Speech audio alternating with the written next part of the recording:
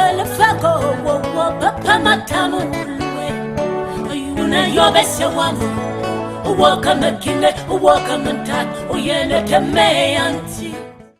je suis en compagnie de Pascal Thibault du groupe d'entraide Les Yeux du Cœur du Canada qui est en direct du Cameroun. Bonjour Pascal. Allô Francesca, comment vas-tu? Hey, ça va très bien. Et toi, comment vas-tu? Oui, ça va très, très bien. Aujourd'hui, justement, j'étais avec un homme de cœur, un homme qui vraiment s'investit pour la culture camerounaise. Alors, et nous, entre autres, il a participé à l'Arbre de Noël du groupe d'entraide du cœur et également, quand on fait la distribution du matériel scolaire, on fait ça sur son site au quartier Fouda à Yaoundé. C'est M. Ruben Binam que je t'introduis un instant et tu peux lui poser toutes les belles questions que tu as à lui poser, Francesca. Bien, justement, je sais que ton groupe d'entraide, Pascal, distribue des dons auprès des orphelins du Cameroun. Donc, moi, ce que j'aimerais savoir, c'est comment M. Binam réussit aussi à participer à toutes ces activités-là pour justement aider les orphelins de cet endroit-là du Cameroun. Mais alors, M. Binam représente une plateforme qui est une plateforme culturelle et artistique. Elle s'appelle Alizé Équateur Records. Et donc, chez Alizé Équateur Records, il y a une vie consacrée à la promotion des artistes, des acteurs de la scène. Et à un moment donné, lorsque nous avons rencontré Pascal, il y a eu, comment on dit ça, il y a eu des étincelles et on s'est dit qu'on va faire quelque chose ensemble. Et la démarche de Pascal est une démarche socialement forte et très généreuse. Je pense que pour nous, la contribution, c'est de porter ça avec la force de l'art, pour qu'il y ait plus de mobilisation, pour qu'il y ait peut-être plus de visibilité encore par rapport à son action au Cameroun. Et comme nous avons la chance d'avoir notre espace, notre équipe et notre dynamique dans la plateforme, mais nous avons mis nos forces ensemble pour essayer, quand il y a une opération ici, d'apporter un peu de notre petite impulsion. Bien, c'est très bien ce que j'entends, puis vous parlez de le faire sous la forme de l'art. Vous le disiez juste avant en entrevue que vous êtes musicien.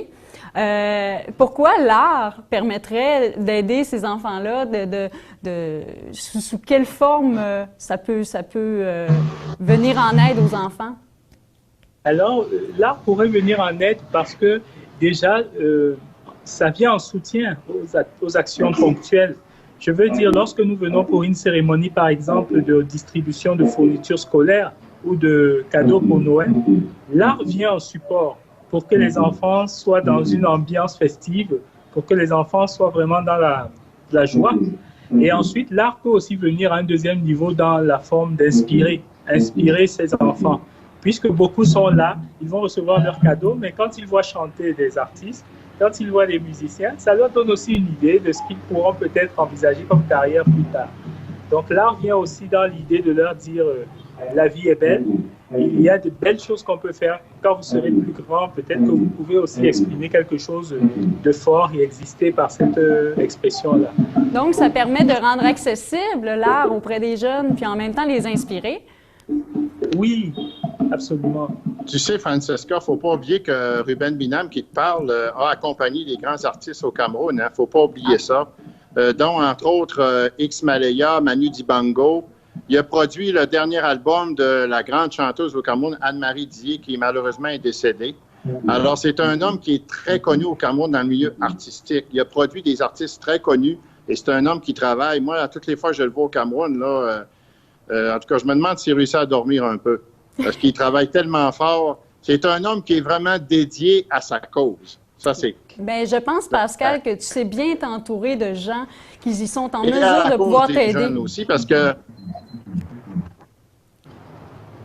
Oui, effectivement.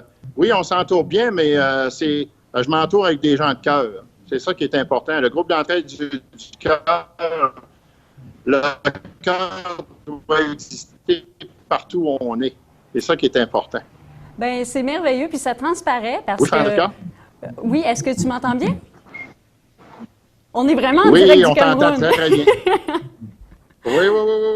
Oui. Oui, Francesca. Donc, c'est les joies du direct. Et puis, moi, déjà, Pascal, ça tire à sa conclusion, là, cette entrevue-là.